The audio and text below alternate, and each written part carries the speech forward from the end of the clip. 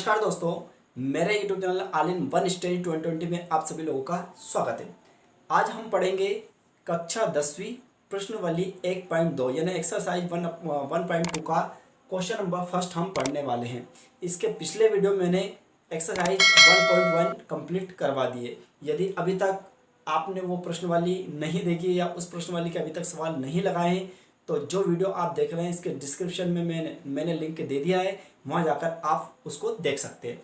तो चलिए आज हम बात करते हैं 1.2 क्वेश्चन नंबर फर्स्ट। यहाँ पर हमारे सामने सवाल है, निम्नलिखित संख्याओं को अभाज्य गुणनखंड के गुणनखंड के रूप में व्यक्त करना है। यानी आपको अभाज्य गुणनखंड है उनके गुणनफल के रूप में व्यक्त कीजिए। अब अभाज्य गुणनखंड, सबसे इंपॉर्टेंट बात होती है अभाज्य गुणनखंड क्या होता है। तो इसके पहले मैं थोड़ा सा आपको समझाना चाहूँगा कि अभाज्य गुणनखंड, तो सबसे पहले बात करते हैं हम अभाज्य की बात करते हैं। अभाज्य संख्या क्या होती है, सबसे पहले तो आपको ये याद होना चाहिए। तो अभाज्य संख्या में सिंपल तौर पे आपको बताना चाहूँगा, अभाज्य संख्या वो संख्या होती है जो स्वयं के अतिरिक्त एक से भाग चले जाए या एक से कट जाए, बस वो अभाज्य संख्या कहलाती है। क्या कह रहा हूँ मैं, ध्यान सुनिए। अभाज्य संख्या वो संख्या होती है जो स्वयं के अतिरिक्त एक, इसका मतलब ये है ऐसी कोई संख्या जिसमें एक का भाग तो चला जाएगा और उसके बाद स्वयं का भाग जाएगा, बस इसके अलावा किसी और का भाग नहीं जाएगा, वो संख्याएं अभाज्य संख्याएं कहलाती है। जैसे कि एग्जांपल हम लेते हैं यहाँ पर 2। अब मैं आपसे पूछता हूँ 2 भाज्य है क्या अभाज्य है, तो आपको यहाँ पर बताना है अभाज्य है। क्यों है, क्योंकि मैंने बोला अभाज्य संख्याएं वो संख्याएं होती है जो स्वयं के अतिरिक्त एक से और कट जाए, मतलब जिसको हम एक से और काट सकते हैं। जैसे कि मान लो यह संख्या है, इसको हम कौन कौन सी 2 संख्याओं से काट सकते हैं। एक तो स्वयं, मतलब 2 एकम 2, इस तरह से काट सकते हैं, या अपन इसमें कह सकते हैं 2 का भाग लगा सकते हैं, ठीक। और इसके अतिरिक्त हम इसमें 1 का भाग भी लगा सकते हैं। क्लियर है। इसके बाद में अभाज्य संख्या होती है 3, ये भी हो सकती है। लेकिन अगर मैं आपसे बोलूं 4, तो 4 भाज्य का अभाज्य, तो आपको बताना ये भाज्य, अभाज्य नहीं है। क्यों नहीं है, क्योंकि अभाज्य की परिभाषा मैंने अभी बताई, वो संख्या जो स्वयं के अतिरिक्त एक से और डिवाइड हो जाती है, जिसमें एक का भाग और स्वयं का भाग चला जाता है, वो अभाज्य संख्या कहलाती है। लेकिन यह संख्या में तो आप चाहेंगे तो 4 से भाग लगा सकते हैं, और इस संख्या में 2 से भाग लगा सकते हैं, इस संख्या में 1 से भाग लगा सकते हैं।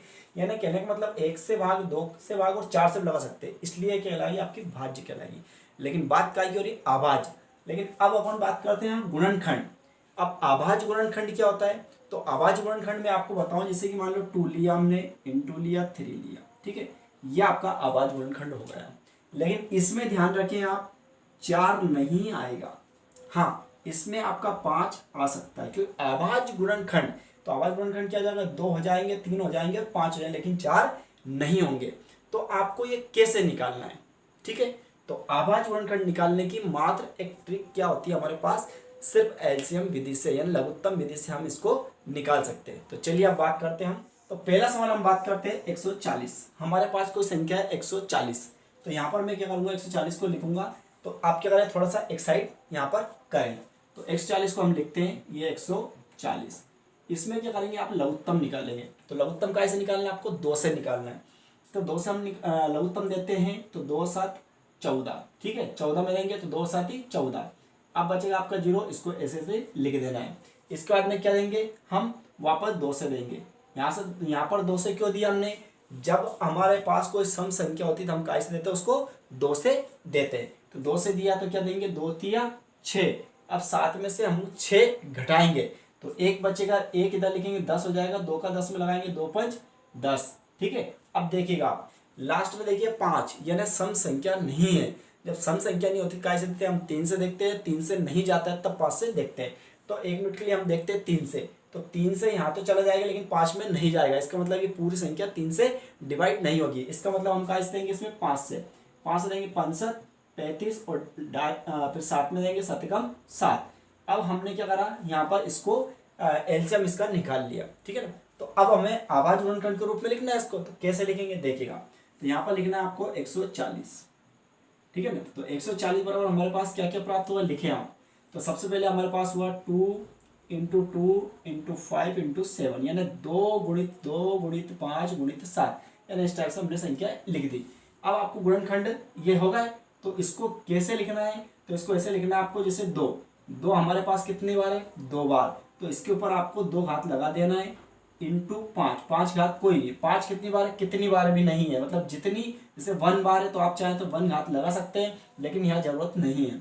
इसी प्रकार यहाँ पर कितनी 7 कितनी बार है, यानी कुछ भी बार नहीं, मतलब 1 बार, तो आप यहाँ पर लगा सकते हैं चाहे तो, और नहीं भी लगाए तो कोई दिक्कत नहीं। इसका मतलब 140 का हमारे पास ये गुणनखंड आ चुका है। तो उनने जो सवाल पूछा है कंप्लीटली आपको आंसर देना कैसे है, तो उनने पूछा था निम्नलिखित संख्याओं को आभाज्य गुणनखंड के गुणनफल के रूप में लिखिए। तो हम यहाँ लिखेंगे, इसके आगे लिखना आपको अतः 140, ठीक है, यहीं से के अभाज्य गुणनखंड, क्या लिखना आपको, अभाज्य गुणनखंड, तो बराबर करना है, ठीक है। तो हमारे पास एक अभाज्य गुणनखंड क्या क्या प्राप्त हुए, 2 की घात 2 इंटू 5 इंटू 7, बस ये आपका कंप्लीटली आंसर।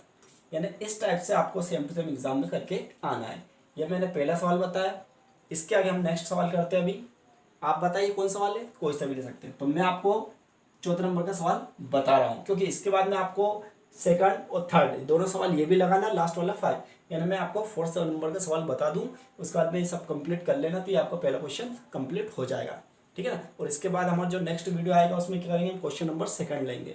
चलो ठीक है, अब अपन चौथा सवाल देखते हैं। तो देखिए अब अपन क्वेश्चन नंबर 4 करते हैं। तो हमारे पास क्या संख्या दे रही है कि इसको लिखे सबसे पहले, तो आप यहाँ पर 5005 हमारे पास ये संख्या है, इसका क्या निकालेंगे, एलसीएम, यानी वही लघुत्तम। तो सबसे पहले देखते हैं हमारे पास लास्ट में क्या है, 5, यानी इसका मतलब आप 2 से तो देंगे ही नहीं, क्योंकि ये विषम संख्या है। हाँ, आप चाहें तो 3 से देख सकते हैं, तो 3 से, वैसे लास्ट में अगर 5 होता तो डायरेक्टली आप 5 से दे सकते हैं, लेकिन 3 से अगर देखने जाए, 3 एकम 3 बच गए, 2 इधर लिखेंगे, क्या हो जाएगा 20, फिर 3 चंग 18 2 बच जाएंगे 20, फिर लिखेंगे, फिर वापस 3 से 18, फिर 2 बचेंगे 25 हो जाएंगे। इसका मतलब 3 से नहीं जाएगा, तो इसलिए क्या करना, आपको डायरेक्टली 5 से देना है। कैसे जाएगा, तो 5 एकम 5, ठीक। इसके बाद में आप 1 0 2 0 ऐसे लिख देंगे, फिर 5 करेंगे, 5 एकम 5, ठीक है ना। फिर ये आपका 5 से निकल चुका है। फिर आप देंगे डायरेक्टली, कैसे देंगे, अब गौर से देखिए, हम देते हैं वापस मान लो 5 से, तो 5 से अगर देते तो 5 दूने 10 होता है, 0 1 बचता है, नहीं 5 से नहीं दे सकते, तो इसलिए क्या करेंगे हम, अब देंगे हम 7 से। तो मान लिया हम 7 से देंगे, तो देखिएगा आप 7 एकम 7, ठीक है, यानी 7 एकम 7। अब 10 में से हम 7 घटाएंगे, कितने बचेंगे हमारे पास, 3, और 3 को इधर लिखेंगे, कितना होगा 30, कितना जाएंगे 30, ये मान लो आपके 30 हो गए।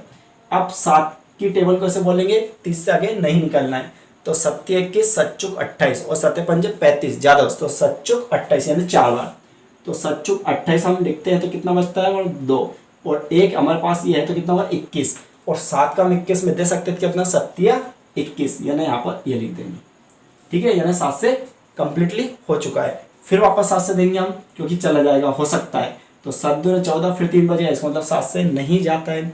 अगर 7 से नहीं जाता है, फिर हम क्या देखते हैं, 7 से अगर आपका नहीं जाता है, तो आप चाहें तो 9 का भी देख सकते हैं, लेकिन 9 का ज़्यादा मायने नहीं रखता है, इसलिए आप डायरेक्टली 11 से देंगे।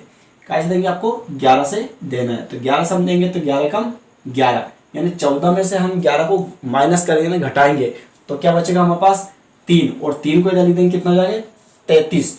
जब 11 का 33 में देंगे, 11 तिया 33, और लास्ट में अब कितना बचा 13, तो 13 से देंगे, 13 कम 13। क्लियर है, इस टाइप से आपको करना है।